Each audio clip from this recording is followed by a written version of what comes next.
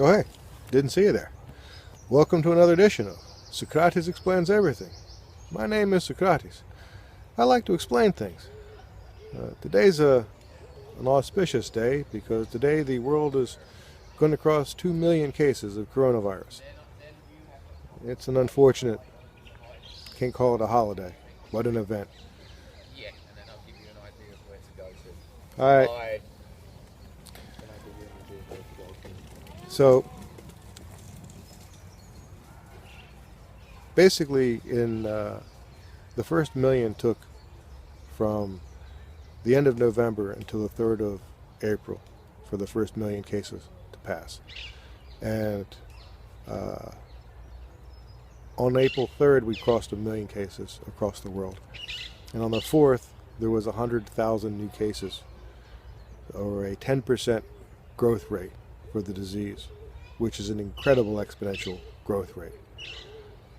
Now, since then, it took until the 15th of April, or 12 days, to do the second million people.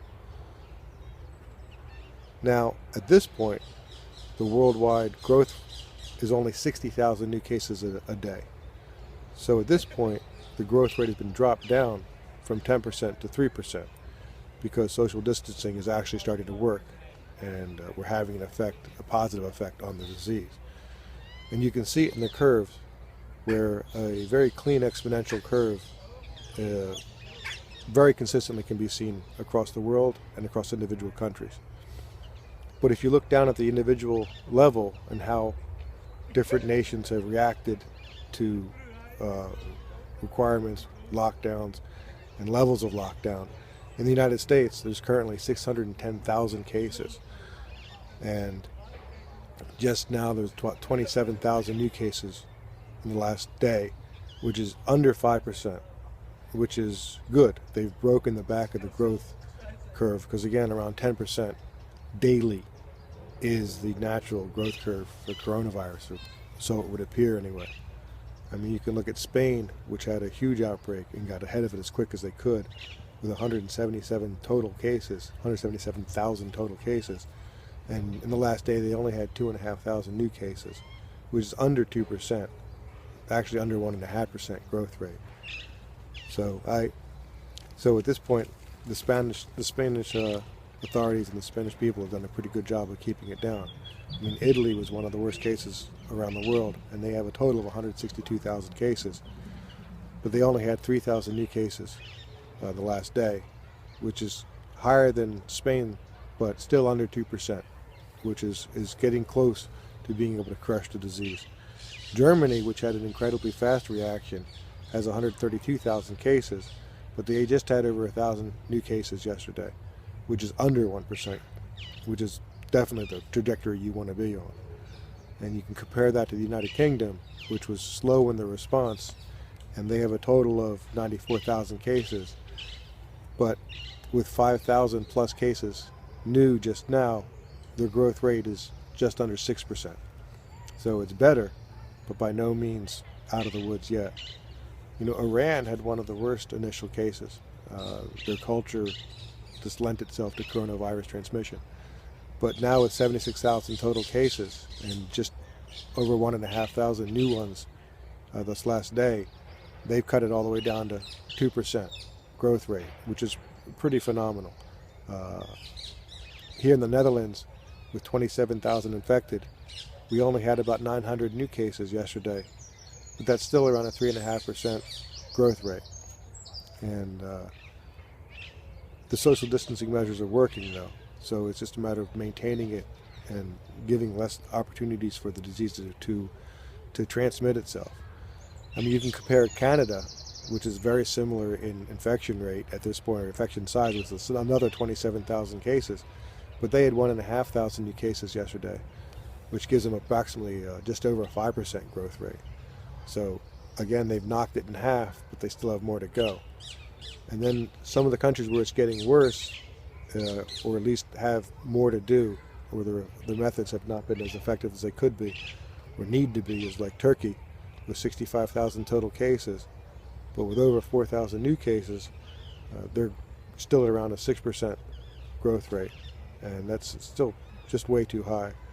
Then Brazil with only 25,000 cases, but at just under 2,000 new cases, they're almost a 7% or more than a 7% growth rate.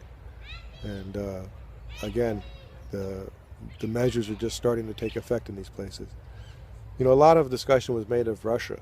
Why does Russia have so few cases? Well, Russia was just late getting to this horrible party.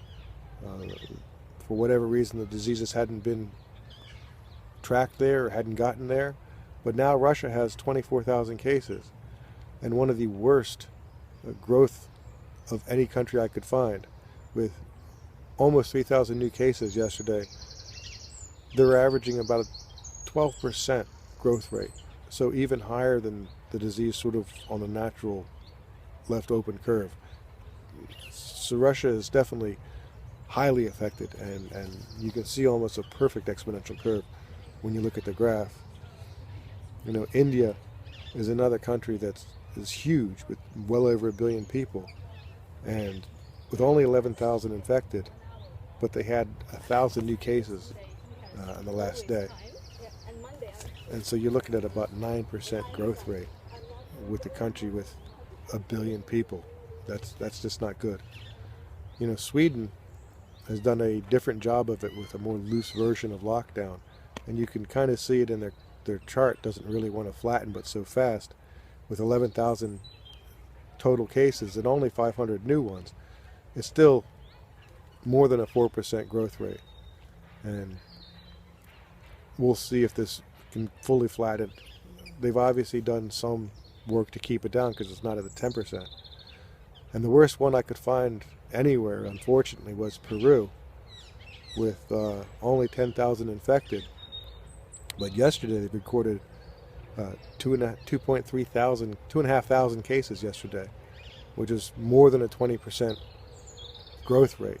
Now today they only reported 500, which is about a 5% rate. So in between the two is probably the accurate number, which is probably closer to 1,000. So Peru was probably running a 10% growth rate as well. So, you know, these are where the numbers show the truth. You know, that diseases can grow exponentially. You know, exponential growth doesn't make sense for the most cases. You know, like an economy, as I've said in capitalism, it can't grow forever exponentially.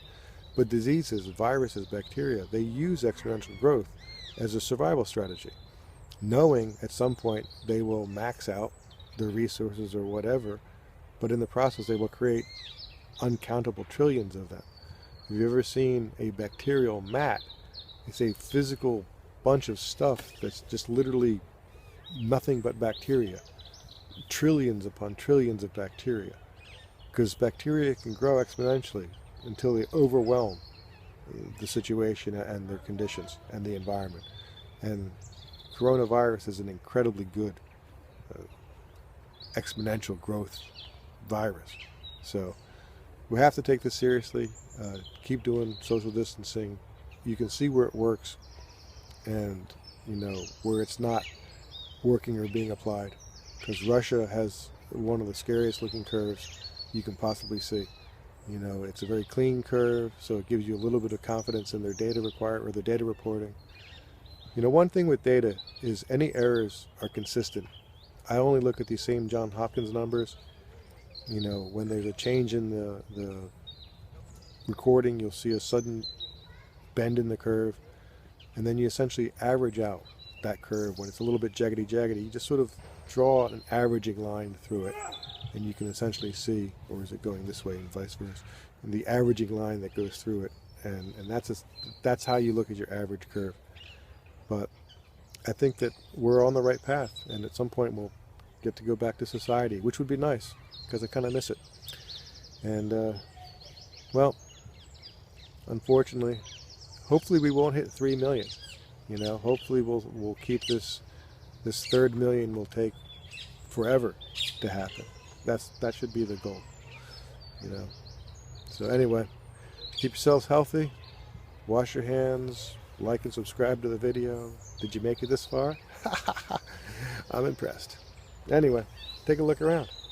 I'm in the middle of it's like wild garlic.